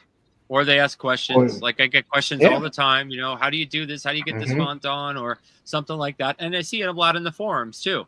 You know, Hmm. and they just go right. We just really pretty much tell them go right to the source. Because they're the Yeah. ones who made the font. So if you have a question or concern, yeah, I would just go right to the source on that. That's usually the Right. best way. You get the best answers right from the source. Yeah, exactly. I just You think know. that some people don't have that knowledge, and we want to provide that knowledge Oh, to them. right. Yeah, that's You what I'm know saying here that, because. yeah, that everybody has a certain amount of responsibility for a great product, Yeah. and it like I said, it goes up to the buyer, to the installer, to the font maker, and to the board maker, right? So Right. everybody in between has a certain responsibility, but ultimately, the buyer has that responsibility of the board they buy, the fonts they want on there, the installation person that they go to or want to go to, unless Hmm. they do it themselves, right? And depending on the quality that they want is again ultimately their responsibility. Now, Yeah. they're also what negates all of that too is also their purchasing power.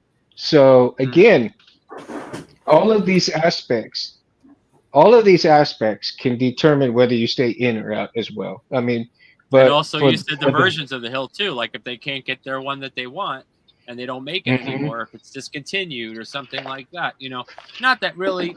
I don't know. I mean, that may deter some people, but I usually see a lot of people moving on to getting different other hills. You know what I mean? Yeah, Yeah. See, like it just depends. This community moves really quickly. Okay, there's it does. things going a mile a minute. All right, there's hilts being made, there's designs being made up, chassis made galore. I mean, I can't even tell you how many posts I've seen with all these chassis coming out now because it's a big hit and people are getting bored of the same old simple little things. I guess I don't know. Yeah. Also, well, not for me because I do a lot more of the simpler things because people want that from me. They don't want. I mean, I could do all these fancy chassis. I could design them, have them all shipped out and brought back Yeah. brass. I can do all that too. But I've Some- been asked for simple stuff that doesn't break. That's Yeah. what I've been doing for the past 6 years. And that's what they want. And that's what they're getting. And they love it. And that's what I'm here to do. You know what I mean? I'll do And whatever you sometimes want. simply is more. I can make you this crazy chassis you wouldn't believe. But you know what? Nobody's asking for it. And I think the problem is the price point, maybe. I don't know. I've never really had that come up because, I do mild little small chambers. If I could get a chamber in that hilt, I'm going to try my hardest. And that's what I said last Yeah. show, So whether it's a big fancy one with brass or if it's just something just to show the crystal, I try to get it in there if I can, if there's room. Yeah. So, but it's really Sometimes up to less is everybody. more. Sometimes less is Sometimes more. it is, because I love fancy chassis. I love, man. I wish I could get them all day long. I mean, I can make them all day long, but I have some of the wonderful ones that I've gotten from other chassis makers and stuff, and they're fantastic, and here's the thing though, they stick to one thing. They're making chassis. Right? Making chassis. Mhm. That's all they do, day in, day out. Eyeballing all the designs, doing all this stuff. See, I'm a multitasker. I do all different things in my field, in my business. So, but their business is just relying on that one chassis to hit and put into a lot of hilts. Excellent. Mhm. We need that. That's why We they're do. up there. That's why Yeah. people are buying them because they look fantastic and they're great they're great designers, and you have to applaud them for doing it. Absolutely. Have to. And that's my personal Yeah. opinion. I mean, this is no bullshit line. I'm really serious about it. I love what's coming out, and I think I do it's too. making people attracted to the community more. It is, and the technology has increased exponentially.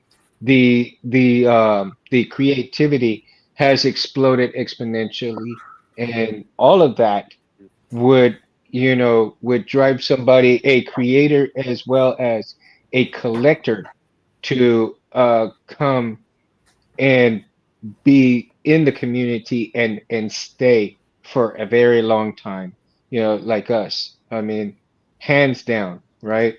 Hands down. So again, I'm thankful for the community. I'm thankful for all the installers, font makers, and everybody else in between that give us such good quality stuff. And Yeah. with that, let's go ahead and call it a night, guys. And I want to thank everybody in the chat. Thank you guys so much for coming in. Um, it Are means the we world ready? to me. Oh, we're gonna be ready, buddy. We're gonna be ready. Well, I And want to thank. Let's definitely thank Mundo for hosting. I want to thank all the guys coming on. I want to thank Civilized Sabers because I never get a chance to thank them for letting us do this show and helping everybody, man. Because you guys rock, Absolutely. man. Everybody in that, everybody. Everybody, thank you And guys so all much. our people in the chat, thank you so much, man. Because your questions make these things happen. So Absolutely. we're in there. Make sure you guys like and subscribe to everybody here, Civilized Sabers, and for the three amigos from Civilized Sabers. Thank you guys so much. Woo! You're gonna get a sunburn.